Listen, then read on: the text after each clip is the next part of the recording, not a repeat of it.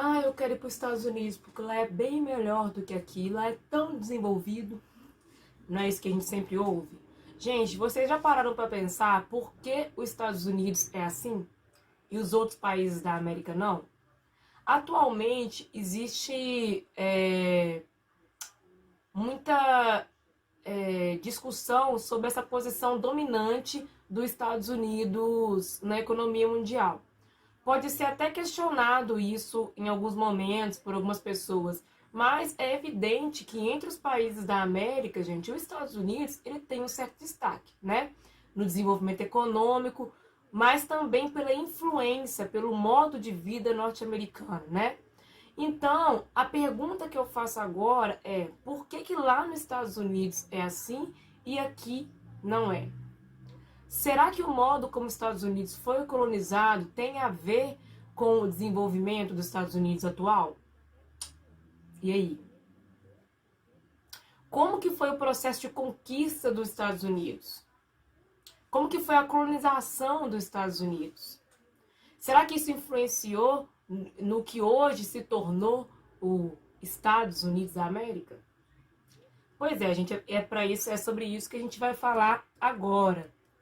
A gente vai usar esse esqueminha, né, vocês já conhecem, sobre mostrando que a gente vai dividir então a fase da conquista e a fase da colonização. Os primeiros contatos, como que começou essa conquista e como que a coroa inglesa começou essa administração, como que foi essa colonização, ok? Gente, os Estados Unidos foram colonizados, vamos lá, conquista. Os Estados Unidos foram colonizados pela coroa inglesa. Portanto, a conjuntura política e social vivida lá na Inglaterra ao longo do século XVII vai influenciar no que acontece na América, na colonização que a coroa inglesa implementa na América. Para entender o processo de povoamento dos Estados Unidos, é preciso saber os conflitos que estavam acontecendo lá na Inglaterra. São conflitos, gente, ligados ao rei, entre o rei e o parlamento. A Inglaterra, diferente das outras coroas que a gente já estudou, que vocês conhecem aí até agora, tinha um parlamento forte, formado muitas vezes por burgueses e, em sua maioria, calvinistas, outra religião, né? Diferente da católica, que era predominante até esse contexto das reformas religiosas. Então, outra diferença era que a Inglaterra tinha como religião de Estado o anglicanismo, pois o rei havia, há um tempo atrás, rompido com a Igreja Católica, no contexto das reformas. Então o conflito estava armado, pois os reis da dinastia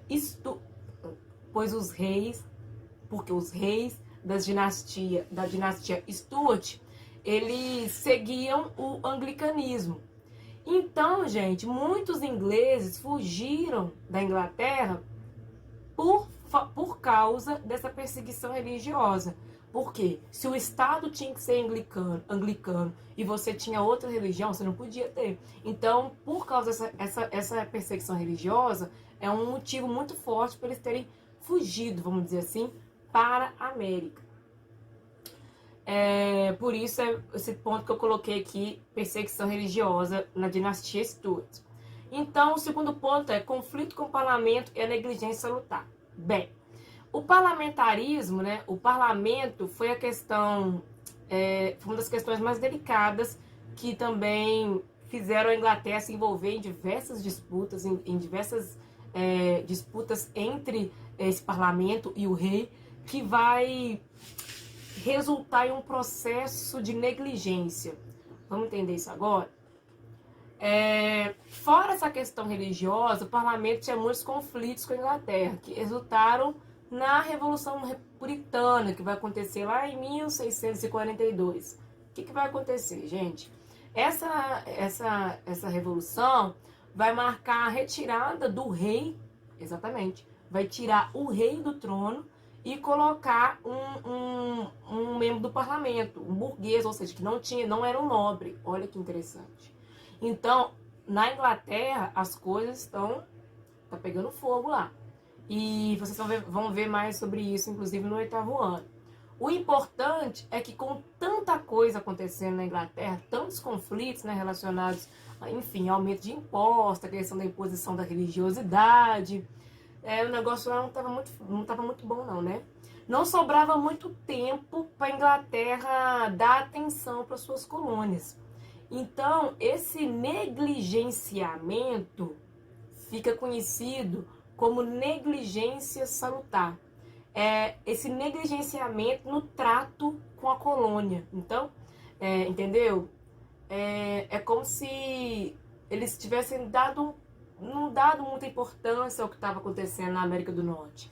Não fiscalizado com tanta força, com tanta ênfase, como outras colonizações. Isso ficou conhecido como negligência salutar.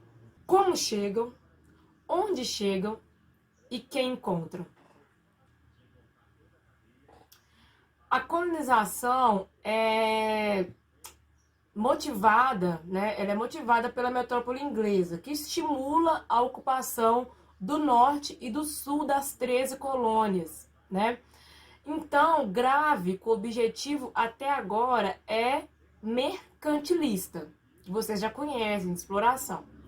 Até que, se você for olhar, o objetivo mercantilista se parece bastante com o objetivo da colonização da América Espanhola, que vocês já viram, e também com a colonização do Brasil, que nós vamos ver ainda, né? Depois vieram colonos fugindo de perseguições religiosas. Repito, a maioria calvinistas, puritanos, católicos também, que queriam um lugar tranquilo para professar a sua fé, para viver a sua fé, né? Então, foram criadas companhias de comércio que levam esses futuros colonos da Inglaterra para a América do Norte através de navios, né, em navios. E chegam ali na região leste dos Estados Unidos, né? Então, foi por aí, por essa região, que vocês estão vendo aqui, né, que começou a colonização dos Estados Unidos. Ela começa ao norte, né, e também pelo sul. Ali nessas regiões, nesses primeiros estados, vou falar vários nomes em inglês aqui agora, né? Guarda que daqui a pouco eu vou falar. E pelo sul, ali na região da Virgínia. Então, quando esses colonos chegam na América do Norte, e aí, eles vão encontrar quem? Ninguém? Não, né, gente? Quem que tá lá? Quem são os donos da terra? Quem? Os indígenas, né? Os indígenas norte-americanos. Culturalmente, vocês já imaginam como eram esses indígenas, né? Eles acreditavam em um Deus maior, se organizavam, tinha essa ligação com a natureza, se organizavam em tribos, tinha e essas tribos tinham características diferentes entre si, mas que de igual que vocês já viram, também foram massacrados, foram tratados com alteridade, com preconceito, pelo homem europeu que chega lá para colonizar. Então isso aí não vai mudar. E como que vai acontecer essa colonização? Território grande, colonização diferenciada. É assim que vai acontecer.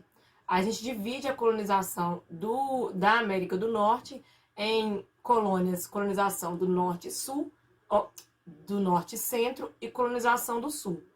As colônias do norte e do centro, eu coloquei aqui na imagem no quadradinho. Dentro do quadradinho, são as colônias do norte e centro.